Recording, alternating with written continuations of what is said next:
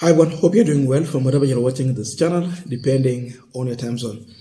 Now today we are going to do things a little bit different, and I'm sorry for that. As soon as we will be able to come on the camera, we will also do so. But as of now, I will not be on the camera. Now, Rigathi Gachagua was on an interview with some Gituko of Citizen TV. And when you see someone like Rigathi Gachagua or the President William Samoei Ruto in an interview, definitely what you should understand is that it is not the media that will invite the president or the deputy to the interview. It is the president who will invite the media for an interview or the deputy president. Therefore, Rigathi Gachagua invited the Citizen TV for an interview. So the owner of that interview was Rigathi Gachagua. That is it. This interview took place at the official residence of the deputy president in Karen. And there's a lot that Gachagua talked about, so many issues. And Gachagua came out more of begging the president to allow him to work. I saw some statement.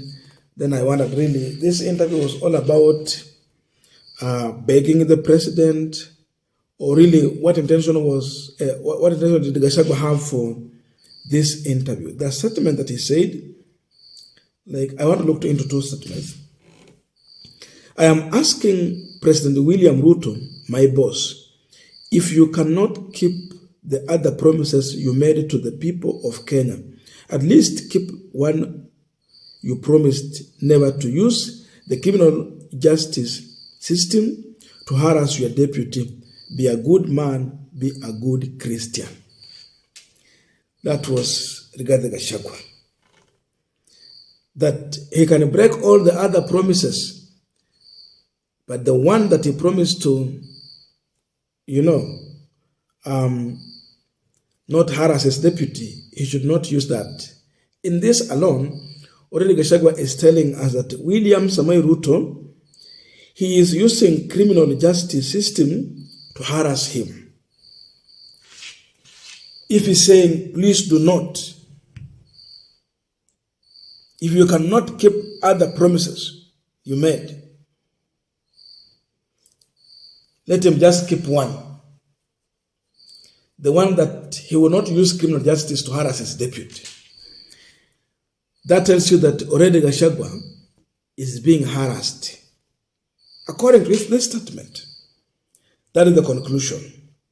Another one here. What is happening to me is worse than what happened to President William Ruto. I want to ask President William Ruto, please allow me to work for the remaining 3 years. Let me serve the people of Kenya. Gachagua came to the live TV show to confirm that he is suffering more than William Ruto suffered under Uhuru Kenyatta. For Gachagua anaona yake, it is too much, it is worse, and it has just happened within 2 years. In fact, he went on to say that William Ruto was able to serve for the first 5 years term without any problem.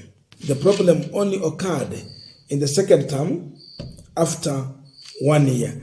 But for him, mambo ni mabaya zaidi. Yani amepitia shida tu kuanzia from the first 2 years. The problem has come too immense. Gachagua now went on to drop a bombshell after revealing how he has been treated when it comes to being aligned to the president's diary. Remember, there have been accusations that he has not been able to attend the events that the president is also attending. So he's absconding the duty. That claim made Gachagua to come out and, revealed how he was removed from the WhatsApp group where the president diary is being shared. Hiyo WhatsApp group inaitwa presidential diary.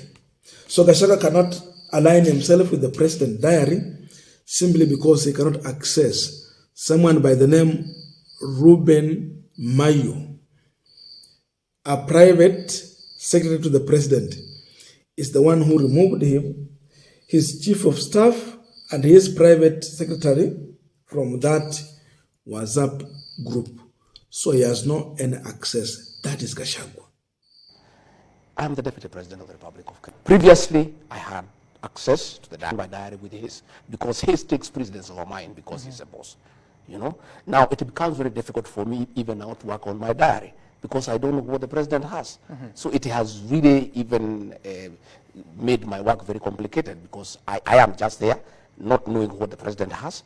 So I am not able to arrange my events, you know, going forward.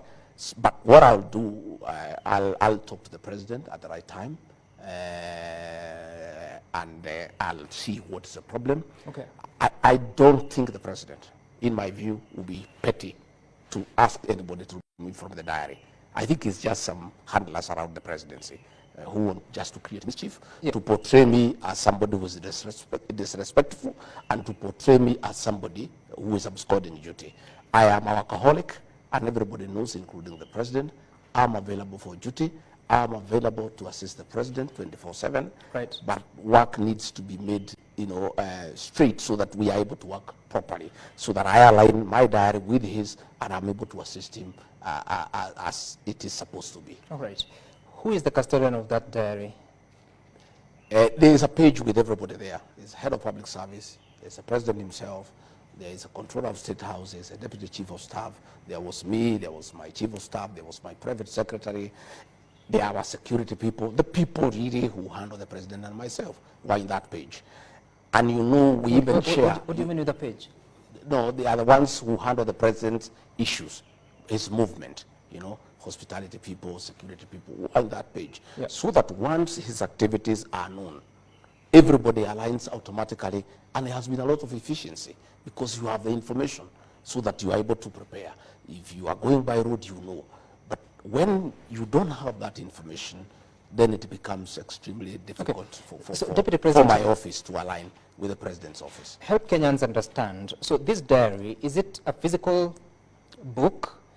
It's a WhatsApp group. It's a WhatsApp group. WhatsApp group. It's every day, you know, things now are good with this digital space. It's a WhatsApp group, and it's updated as you go on. And the president updates it sometimes himself, the controller does, and we all keep on aligning. So, you know, sometimes he'll have a program, he'll move it from this day to that day. I get into my diary and change mine and align with his. You understand? So your team is no longer in that WhatsApp No, group? I myself, I was removed. My private secretary was removed. My chief of staff was removed. So we have no access to the president's diary. Who removed you? The private secretary to the president. Who's that? Yeah, he's called Mayo. I will show you. I was looking for my phone. I wanted to show you. He removed me. So once we are not there, then we don't know what's going on. So let no Kenyan, and let those people in State House who are trying to say that I don't attend meetings, let them return me in the page so that I know what the president is doing, where he's going, what time, so that I'm able to align and give him support, as I've always been doing. But I cannot do it when I don't have access to that information. Does the president know you're no longer in the WhatsApp group? I don't know. I've not asked him. You haven't? No. And it's been how long? You said a week? I think it's about a week. About a week. About a week. And you haven't spoken to him about it? No, I've not spoken to him about it. To be truthful, initially I thought it's a little bit petty. Okay. But now that the matter has been raised, and I have seen Kenyans have been asking, yeah, and I have seen some mischievous bloggers in State House trying to insinuate that I'm absconding duty, I have decided to give this information to the people of Kenya in the spirit of the truthful man, a man who speaks the truth, so that the people of Kenya know exactly why I'm not in this function. I think I owe Kenyans the truth, Because again, as I told you, Sam, I'm employed by the people of Kenya. They need to know why is the deputy president whom they elected not alongside the president in the functions. I think we owe that information to the people of Kenya. And do you know why you would be removed? I don't know. But I have told you, they are mischievous people around the president. Why are they mischievous against you, Deputy President? Well, I don't know. How do you explain mischief? People have many motives. People have many motives. They are mischievous people trying to create a wedge between me and the president. Now, if Gachagua is coming out to share such classified information to the public, the question is, what is the intention of all this? In 2-3 minutes, I want us to look into that, but just a quick request for those who are watching and you are not yet subscribed, please consider subscribing. To our returning subscribers, I must say thank you so much. And again, to all our viewers, please give this video a thumbs up. Thank you so much, and back to this discussion. Now, definitely, Gachagua seems to be coming on public to complain about being mistreated, and the main reason could be to whip the emotion of his supporters, if necessary, Mount Kenya region, and those who do not like William Samoei Ruto, so that these people are going to align themselves behind Gachagua, simply that Gachagua is being mistreated. So Gachagua want to tap into the sympathy, support from Kenyans. By the fact that Gachagua can come on live TV to explain how he has been mistreated, it confirms that there is no communication between the Gachagua and William Samoei Ruto, his boss. If there was communication, Gachagua would have done what he did on Citizen TV through the phone, or arrange for a meeting with the president, because he's the principal advisor to the president. These two people cannot see eye to eye. That is what it means. And that is why Gachagua had to come out in an interview to explain all this. He is literally actually exposing William Samoei Ruto. So there is a rift between the two leaders. It is deep, and this confirms a new beginning of Gachagua to maybe prepare to move on away from William Samoei Ruto going forward. Because you cannot come out to share about the WhatsApp group information and all that. And he talked about mischievous bloggers from State House who are blaming him as a deputy president that he has been squandered duties.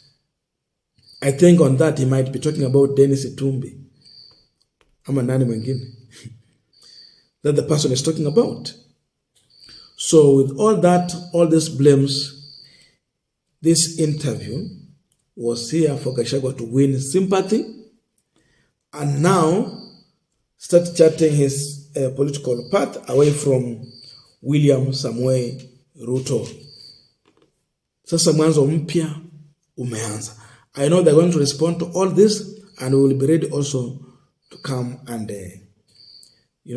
give our views on the same. I don't know your views, but let us meet in the comment section to continue with this discussion. Thank you so much, and see you in our next video.